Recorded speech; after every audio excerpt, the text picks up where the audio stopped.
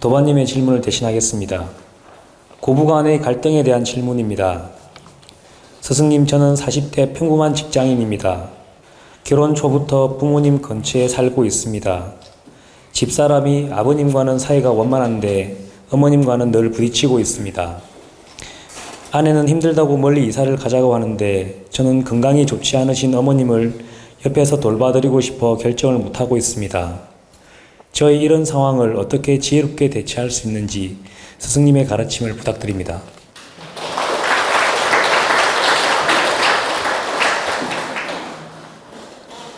효자가 되자니 부인이 울고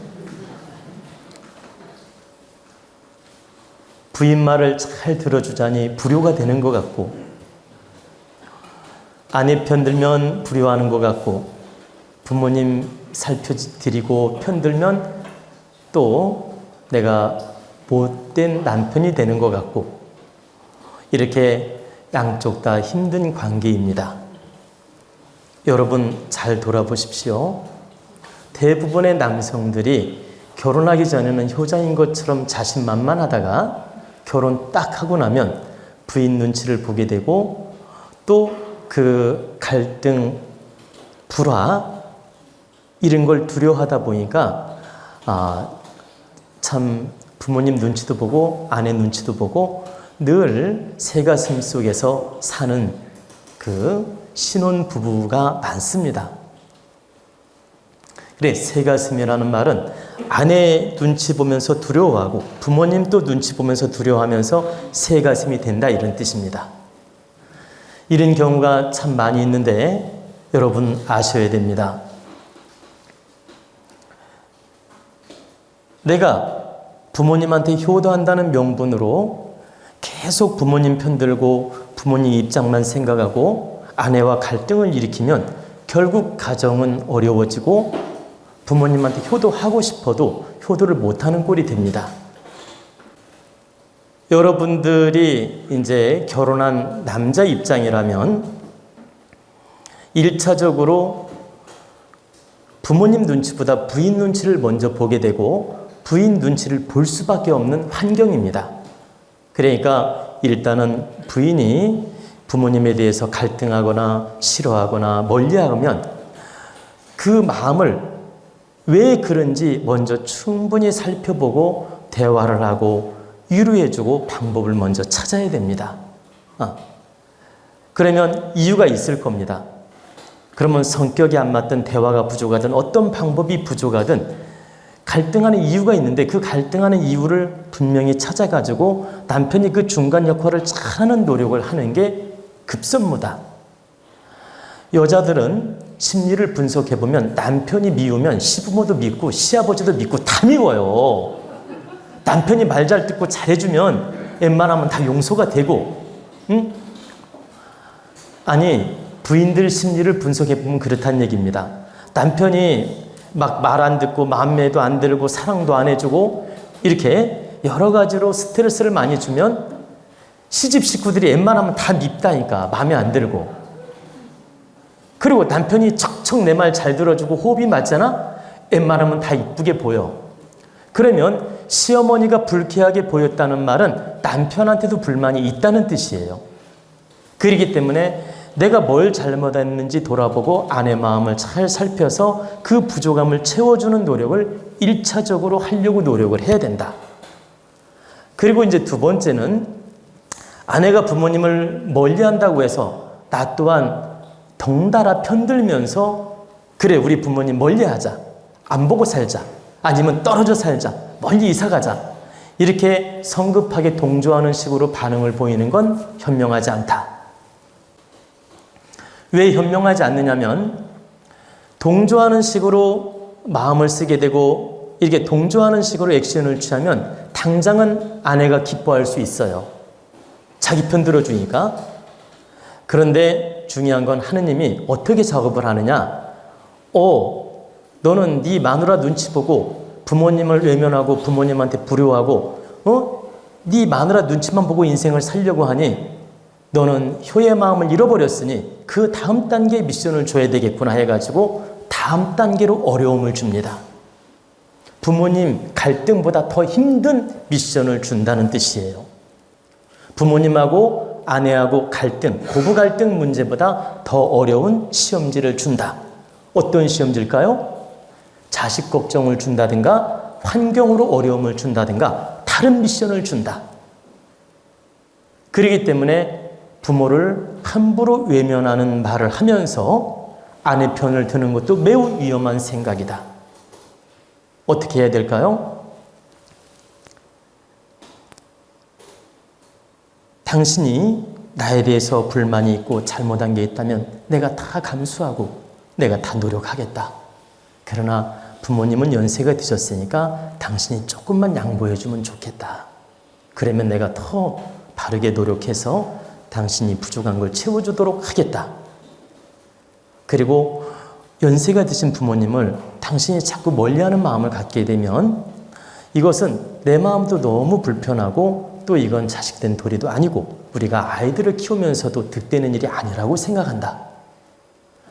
우리가 부모님을 멀리하는 마음을 가지면 나중에 우리 자식들이 우리를 멀리하는 마음을 가질 거 아니냐.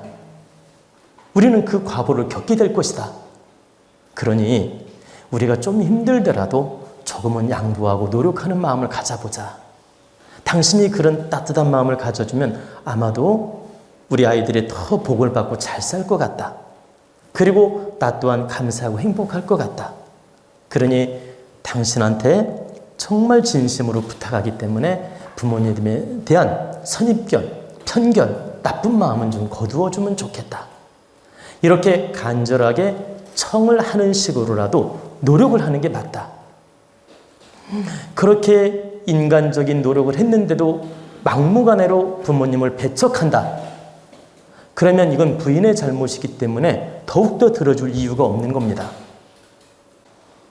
부인이 무지하고 막대먹은 행동을 하고 절대 불의의 마음으로 시부모를 배척하고 외면한다면 그 부인은 끝까지 같이 살 이유가 없는 것입니다. 여러분이 똑바로 알아야 돼요. 부모님을 내몰고 내치고 말도 안 되는 설득에도 안 받아들이고 무조건 싫다, 나 불편하다 이런 식으로 남편을 부르자 만들고 시부모를 배척하는 정말 근본적으로 문제가 있는 성격을 가졌다면 그 부인은 야단을 쳐서라도 고쳐 나가야 되고 야단 쳐서 안 된다면 정리하는 게 맞지. 부모를 버리면서까지 그 아내를 끌어안고 살아야 된다? 어리석은 겁니다. 여러분이 똑바로 아셔야 돼요. 내가 최대한 설득하고 이해를 시키고 최대한 부인한테 잘해주고 중간 역할을 하는 데까지는 해서 부인이 그걸 양보해주면서 노력할 때는 감사한 일이지만 마구제비로 무지하게 욕심의 잣대로 불효를 감행한다. 불효를 일삼듯이 한다. 불효를 밥 먹듯이 한다. 이건 여러분이 받아주면 안 되는 겁니다. 왜? 그 과보는 더 크게 올 것이기 때문에. 그래서 반드시 설득하고 이해시키고 잘해주는 데까지는 노력을 하고 그 다음 단계는 양보를 구하고 또 양보가 안 될 때는 엄격한 잣대로 풀어가야 된다. 이렇게 할 때 고부 갈등이 해결되고 부인을 바르게 인도하는 것이지 부인 말이라고 다 들어주고 다 옳다고 오케이 하고 다 눈치 보면서 쩔쩔매면 이 세상에 왜 남자로 태어났습니까? 그냥 여자로 태어나지. 하느님이 남자로 태어나게 할 때는 가문을 잇고 부모를 생각하고 정말 이 세상을 뜻있게 사람답게 살으라고 1차적으로 보낸 겁니다. 근데 동물만도 못하게 부모도 몰라보고 살 거라면 이 남자로 태어난 보람이 없는 거지요. 오해하지 마십시오. 여자가 나쁘다는 말은 아닙니다. 훌륭한 여성이 많고 훌륭한 분도 많고 여성으로 태어난 것도 보람이 있고 아주 감사한 일이죠. 제 얘기는 왜 이 말씀을 드렸냐면 남편은 가문을 이끌어가고 가정을 이끌어가야 되는 책임이 있는 사람인데 그 책임을 1%도 못한다면 당신은 가장 자격이 없다. 가장 자격이 없으므로 당신 자리를 내려놔야 된다, 이 소리입니다. 이런 의미로 말씀드린 것이지 남존 여비의 마음으로 말한 게 아니니까 오해하지 마십시오. 제가 이제 끝으로 말씀을 드리고 싶은 것은 고부 갈등 구조는 운명적으로도 나와 있습니다.